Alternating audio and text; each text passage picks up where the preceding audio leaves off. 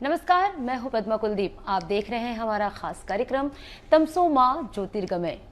दीपावली अंधकार से प्रकाश की ओर ले जाने वाला पर्व है। दीपावली को पूरे 5 दिनों तक मनाया जाता है। हमारे इस खास कार्यक्रम में आज हम बात करेंगे गोवर्धन पूजा या अन्नकूट पर्व की।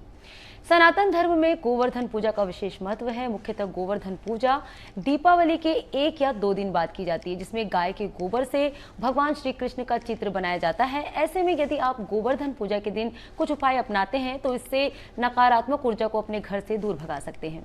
गोवर्धन पूजा किस मुहूर्त में करें, इससे क्या पूजा विधि है, इसके क्या महत्व है, इन सब के बारे में बात करेंगे हम ज्योतिषाचार्य डॉक्टर प्रियंका पाठक जी से। प्रियंका जी, आपका बहुत बहुत स्वागत है। धन्यवाद जी, तो चलिए कार्यक्रम की शुरुआत करते हैं।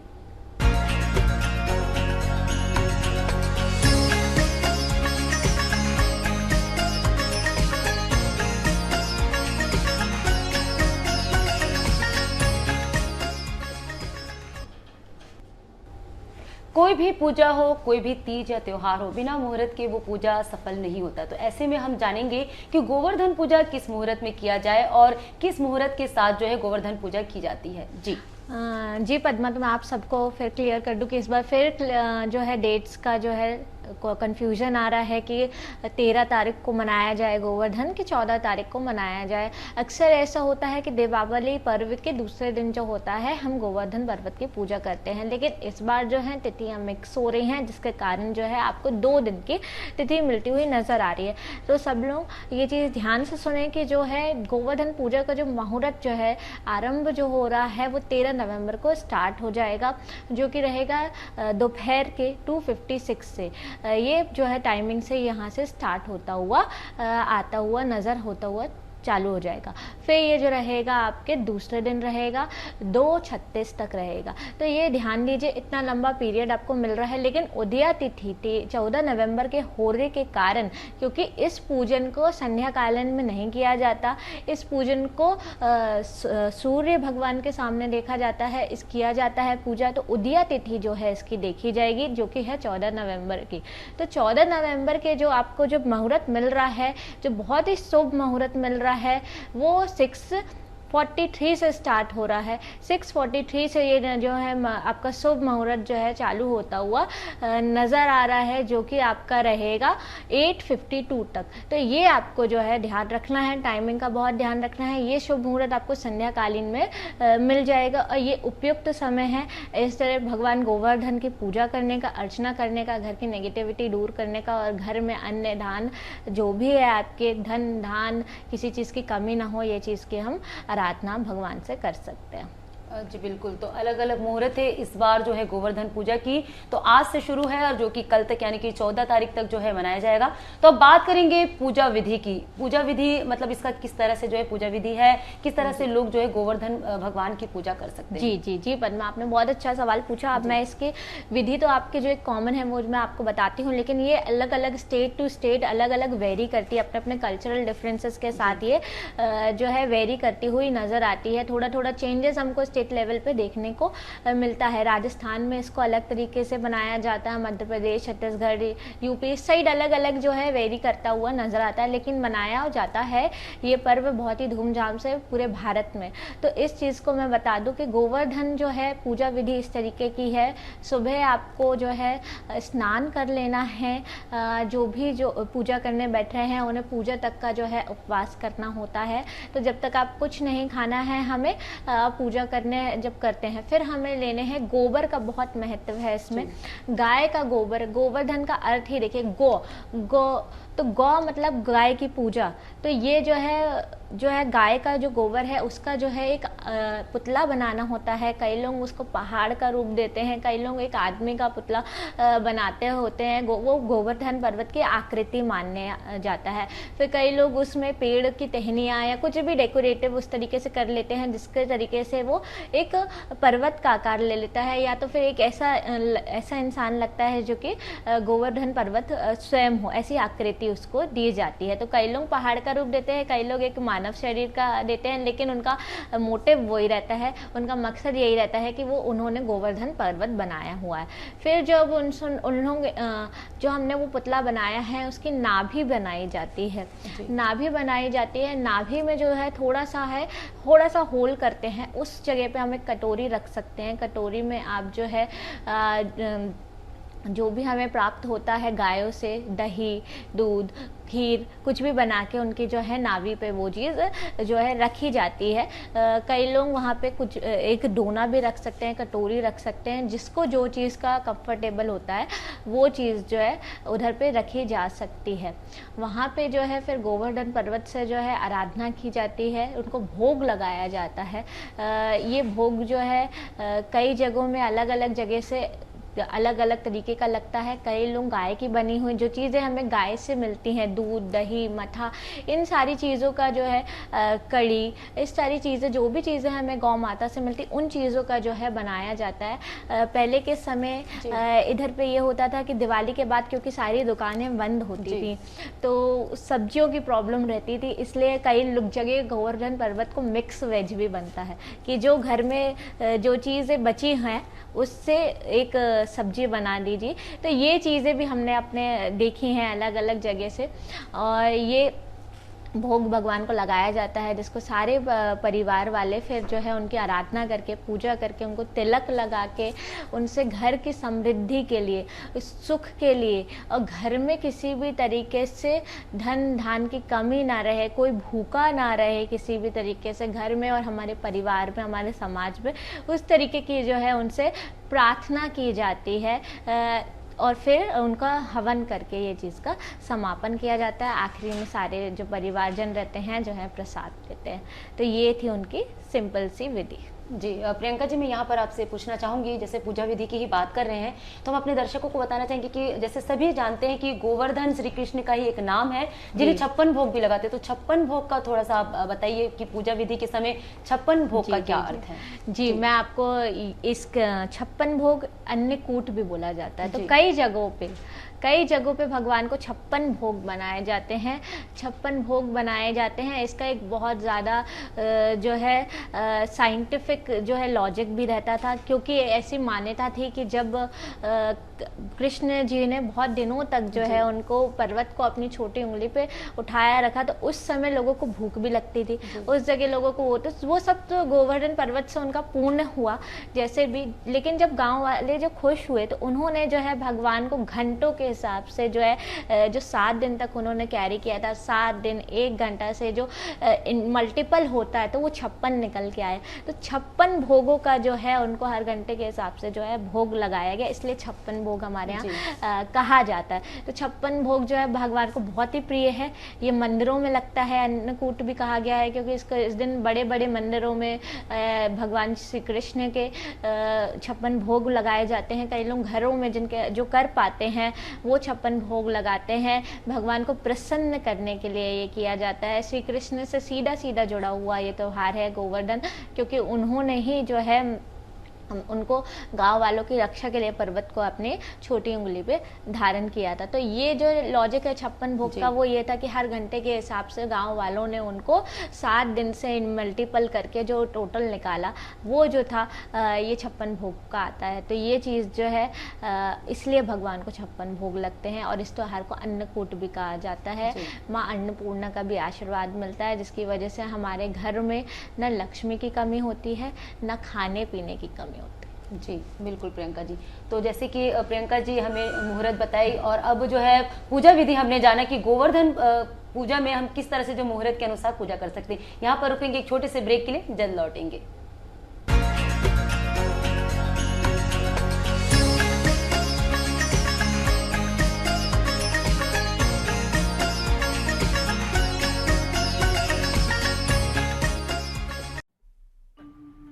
सुन तो, मेडिकल की पढ़ाई छोड़ा था। अक्का फीस पिताजी कैसे भरे? अरे तो तैयारी कर, फीस नहीं लगा। सच में? पिताजी कांग्रेस से गारंटी है केजी से पीजी तक शिक्षा निःशुल्क हुई। मेडिकल और इंजीनियरिंग के भी? अरे डिप्लोमा के भी, बाकी सब तो जुमला है।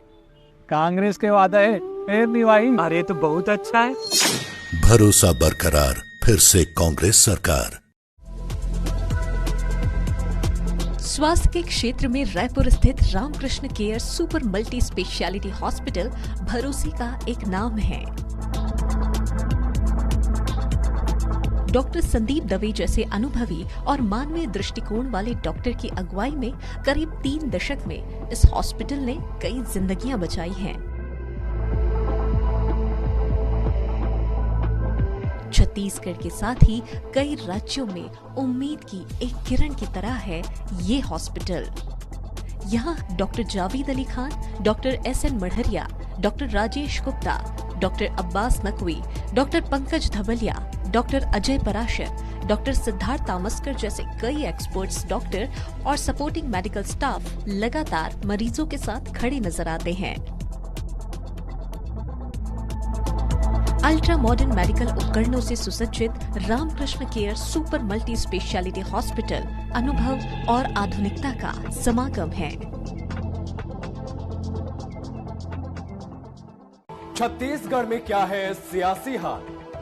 जल जंगल जमीन से जुड़ी हर खबर, मौसम का हाल हो या सियासी उठापटक की बात, छत्तीसगढ़ की हर खबर का मिलेगा पूरा अपडेट।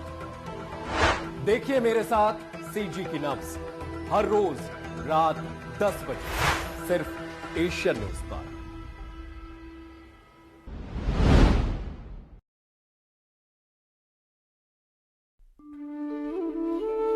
तोरे मन के मजा है भैया, कांग्रेस सरकार आ तोर सबको कर्जा माफ कर दी। अब मोर खेती नवा नवा है। किस्मत तो तोर अच्छा है, ये तेरी कांग्रेस सरकार फिर कर्जा माफ करी। 3200 रुपया प्रति क्विंटल धान मिली, और तो 20 क्विंटल प्रति एकड़ धान भी खरीदी। सच में का? बाकी तो सब जुमला है। कांग्रेस सरकार के वादा है फिर निभाई।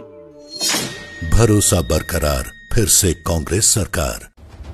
जुर्म कितना भी संगीन क्यों ना, गुनाहगार कितना भी शातिर क्यों ना, हर गुनाहगार अपने दामन पे छोड़ जाता है गुनाह की चीज, क्योंकि गुनाह अपनी गवाही खुद देता है। अपराध की दुनिया की हर खबर देखिए गुनाह के छींटे में शकील साजिद के साथ हर सोमवार से शुक्रवार रात 10:30 बजे।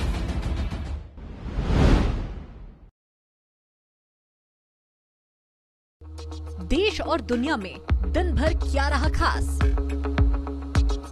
हर हलचल पर हमारी पैनी नजर।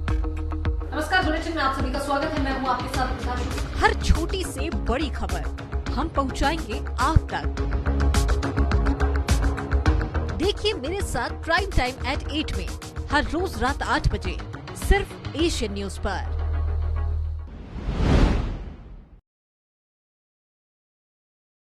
हाय डरा लोगे रे। रातो जी तू शक्ल स्त्री कर देता।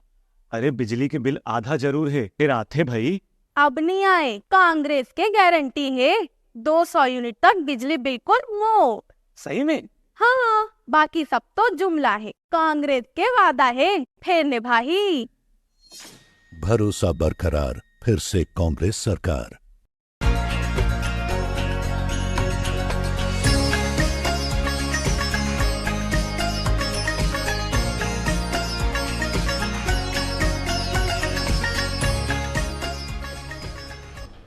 ब्रेक के बाद आप सभी का स्वागत है। आज है गोवर्धन पूजा और हमने प्रियंका जी से जाना कि गोवर्धन पूजा में किस मुहूर्त पे आप पूजा कर सकते हैं और किन पूजा विधि को लेकर जो है गोवर्धन की पूजा की जा सकती है। तो अब हम जानेंगे गोवर्धन पूजा के महत्व के बारे में। जी प्रियंका जी।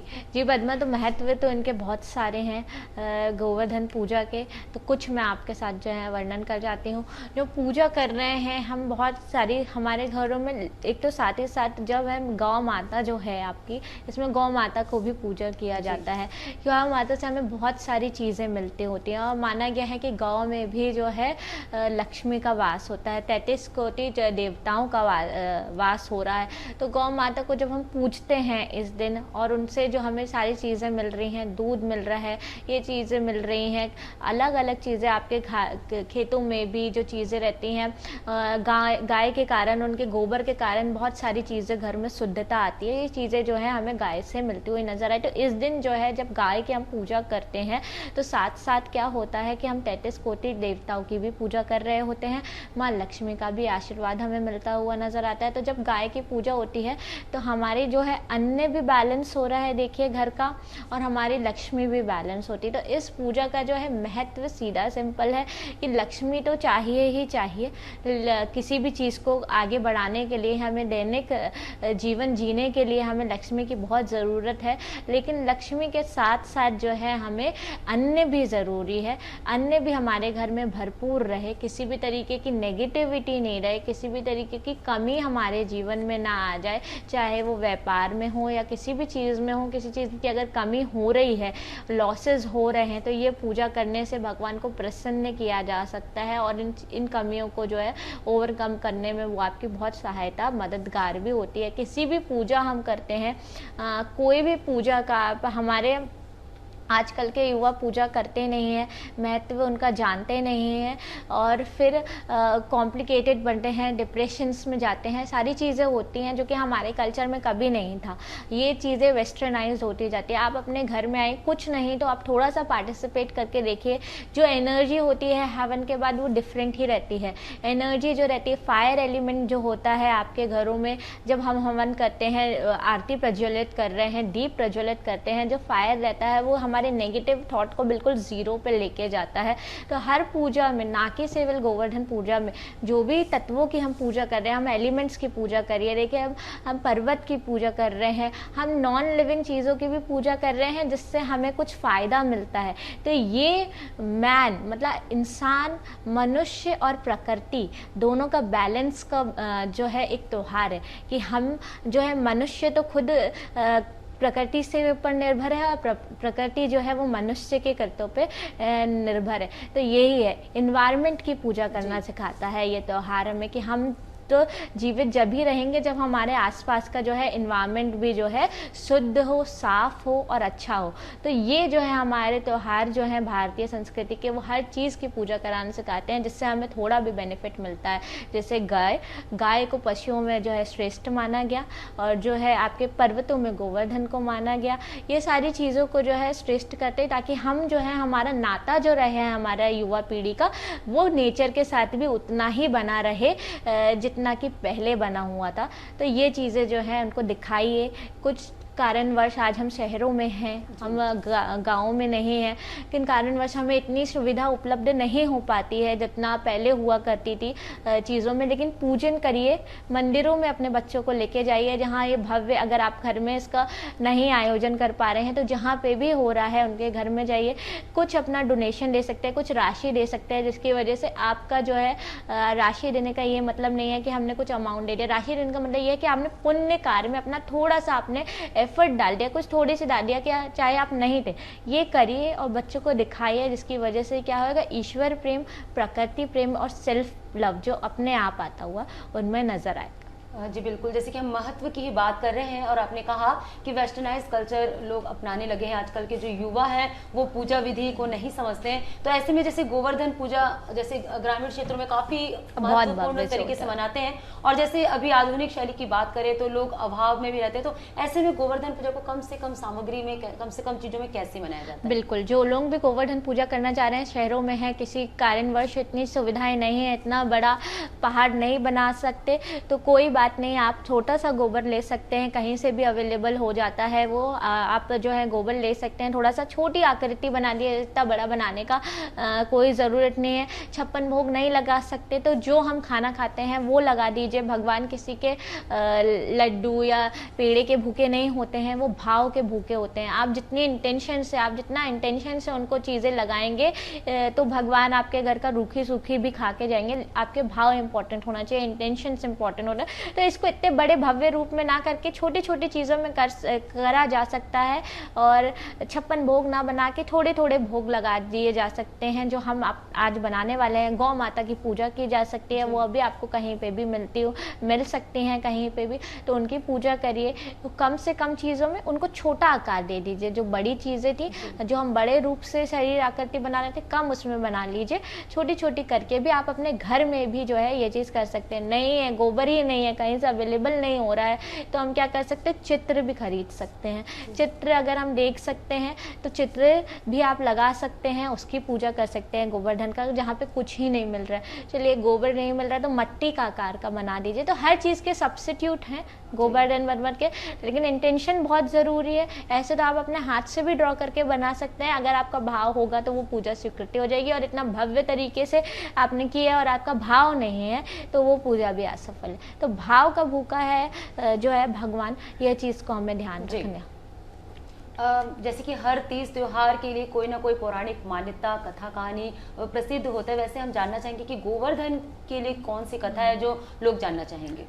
जी बिल्कुल, गोवर्धन के से जुड़ी बहुत सारी कथाएं हैं, जिसमें से पहली प्रचलित तो यही है कि जो हमारे भगवान श्री कृष्ण थे, लीलाधर थे, उन्होंने ये किया कि इंद्र को बहुत ज़्यादा अभिमान हो गया था, बहुत ज़्यादा अभिमान हो गया था। उस अभिमान को दूर करने के लिए भगवान विष्णु के अवतार श्री कृष्ण ने जो है एक लीला धरी, जिसके कारण उन्होंने गोवर्धन पर्वत को अपनी उंगलियों पे उठाया, छोटी उंगली पे उठाया, और पूरे 7 दिन इंद्र की जो है वर्षा लगातार चलती रही, जब तक उसका जो है घमंड चूर चूर नहीं हो गया, जब तक भगवान ने उसको धारण करके रखा। तो गाँव में बाढ़ आई, ये आया वो आया, तो इंद्र को ये लग रहा था कि अगर वर्षा करते गए तो गाँव वाले सफ़र करेंगे और मेरी पूजा, पहले इस दिन जो होता था पूजा की जाती थी भगवान इंद्र की, लेकिन किन्हीं कारणवश भगवान ने बोला कि वर्षा तो हमारे लिए इम्पोर्टेंट है ही, लेकिन ये जो पर्वत हैं ये भी हमें बहुत कुछ देते हैं, तो इनकी भी पूजा की जाए।